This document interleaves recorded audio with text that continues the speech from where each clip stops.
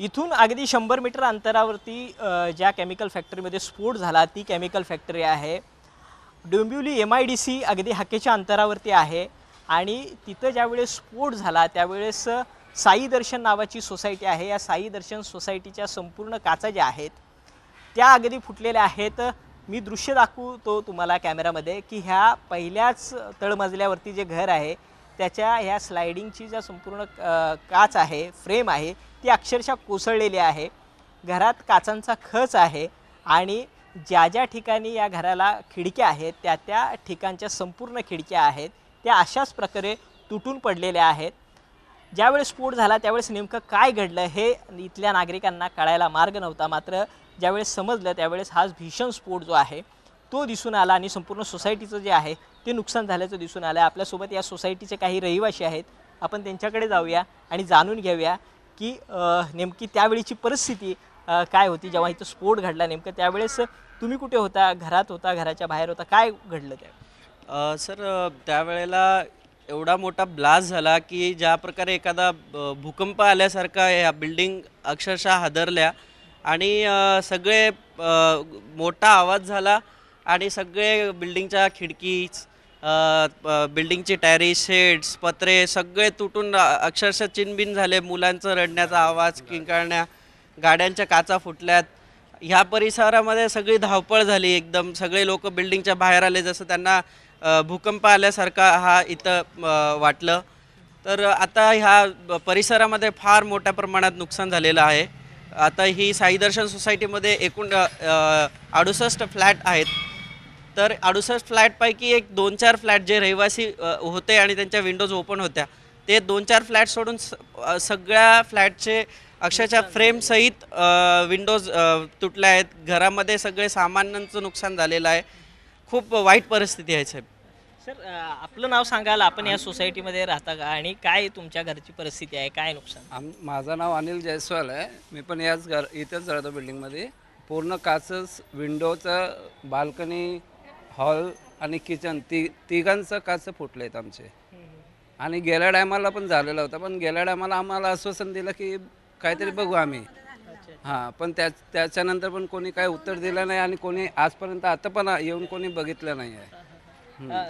जवळच इथं MIDC आहे, त्या अगोदर देखील स्फोट झाला असं म्हणताय? 2016 मध्ये विस्फोट झालेला, नंतर 2020 मध्ये झालेला, सेम असंच कंडिशन झालेला। तेव्हा तो खूप लांब होता तरी आमची 1-2 खिडक्याचे काचा गेलेले। यंदा तर आम्ही बेडरूममध्ये झोपलेलो, दुपारच्या 1:30-2 वाजले असेल काहीतरी, आणि खालच्या लादीवर झोपलेलो, व्हायब्रेट होऊन आम्ही वरती आलो। एवढं जम्प झाला आमचं पूर्ण बॉडी आणि असं वाटलं की भूकंप झाला की काय झालं असं, आणि पूर्ण जोरात आवाज आला कानाला। आत्तासुद्धा ते आवाज आम्हाला ऐकू येत आहे, असं भीतीसारखं वाटतं, आत्ता पण भीतीसारखं वाटतं। मी आणि माझी मुलगी छोटी ती आम्ही दोघं घरात एक होतो। पडदा बंद होता म्हणून, नाही तर पूर्ण काच अशी फुटली पूर्ण। ते स्लाईड आणि ते ग्रिलचा फ्रेम असतो ना तोच निघाला आणि फुटून पडदा नव्हता असला तर आम्ही पूर्ण लागले होतं काच वगैरे सगळे। बरं, तुम्ही म्हणता ह्या अगोदर 3 वेळा असे स्फोट झालेले आहेत, तुम्हाला काही तिसऱ्यांदा झालंय? तुम्हाला सरकारकडून काही मदत मिळाली आहे का या दृष्टीकडून या अगोदर? काहीच नाही, एक सुद्धा मदत नाही भेटली आम्हाला, एक पण मदत नाही भेटली। आता ह्यांच्यात तर 3-3 बेड, 3 रूमाचं पूर्ण काच आणि फ्रेम सगळं निघालं। त्यांना विचारा किती नुकसान झालं आहे त्यांचं, कोण भरून देणार, हे सगळं कोण करणार एवढं? तर या अगोदर आता निवडणुका होऊन गेलेल्या आहेत, काही दिवसांपूर्वी निवडणुका झाल्या, अनेक जण प्रचाराला आले असतील। आता इतकं मोठं नुकसान झालंय, कोणी फिरकलंय आता? कोणीच नाही, कोणीच नाही फिरकलं नाही। अजूनपर्यंत कोणताही अधिकारी किंवा लोकप्रतिनिधी या ठिकाणी विचारपूस करायला सुद्धा आलेला नाहीये। हे शोकांतिक आहे। मत मागायला प्रत्येक पक्षाचे लोक येऊन गेलेत, मत मागून मोठे मोठे आश्वासन दिलेत। तर कृपया हे एवढे मोठं नुकसान झालेलं आहे। आताच आम्ही सोसायटीचे जवळपास 18 लाख रुपये टाकून शेड बनवले, ते शेडचं एक पत्रासुद्धा व्यवस्थित राहिलेला नाही आहे। प्रत्येक घरामध्ये जवळपास 70 ते 80 हजाराचं नुकसान अंदाजित झालेलं आहे। त्याची नुकसान भरपाई किंवा पंचनामा करण्यासाठी कोणीही अधिकारी इकडे फिरकलेला नाही आहे किंवा कोणीही लोकप्रतिनिधी अजून या ठिकाणी आलेला नाही आहे। तर मला फक्त प्रशासनाला एवढीच विनंती करतो की कृपया तात्काळ लोक घाबरली आहेत। आता ह्या 10 वर्षातच हे जवळपास 3रा स्फोट आहे, तर ह्या कंपन्यांची काहीतरी व्यवस्था करावी। व जे झालेली नुकसान भरपाई आहे रहिवाशांना ह्याचा दिलासा द्यावा एवढीच मला लोकप्रतिनिधी आणि प्रशासनाला विनंती आहे. काय तुमच्या घरातलंही नुकसान झालंय? कोणी येऊन गेलंय का? कोणी काय आश्वासन दिलंय का? किती आता खर्च करावा लागेल तुमच्या घराला पुन्हा रिनोव्हेट करण्यासाठी? साधारण तिन्ही गॅलरीचे माझे सगळे काचा वगैरे फुटलेले आहेत आणि टोटल असं भरपाई बोललं तर कोणी बघण्यासाठी कोणी आलेलं नाही आहे. कोणी नगरसेवक नाही आले किंवा खासदार किंवा कोणी आमदार वगैरे अजून आमच्या सोसायटीमध्ये येऊन नाही गेलेले आणि प्रत्येक रूमचं जवळजवळ 25-30 हजाराच्या आसपास नुकसान झालेलं आहे. किती घरं आहेत एकूण इथं? इथे 68 फ्लॅट आहेत तिथे. 68 प्लस आणि प्रत्येक घराचं 25-30 हजाराचं नुकसान.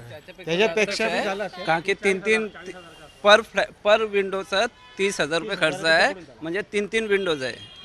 म्हणजे तिघांचं धरलं तर नियर अबाउट 70,000 मोस्टली आहे. प्रत्येक फ्लॅटला 70,000 रुपयाचा खर्च आहे. आणि माझं तर इवन गाडीचं पण काच फुटली, गाडीला पण स्क्रॅचेस आले आहेत पूर्ण.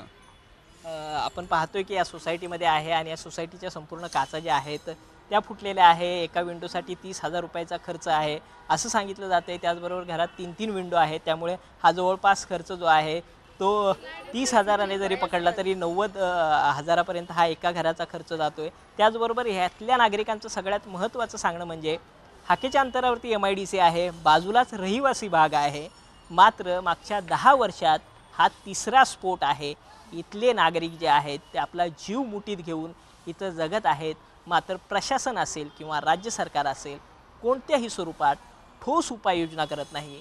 राज्य सरकारने या घटनेच्या निमित्तानं आता तरी जाग येईल का आणि इथं ठोस उपाययोजना केली जाईल का, जेणेकरून MIDCच्या बाजूबाजूचा जो परिसर आहे तिथले राहणारे नागरिक रहिवासी जे आहे ते सुखाने आणि सुरक्षित जगू शकतील. कॅमेरा पर्सन आणि सौंदाडेसह विशाल सवने, झी 24 तास, डोंबिवली.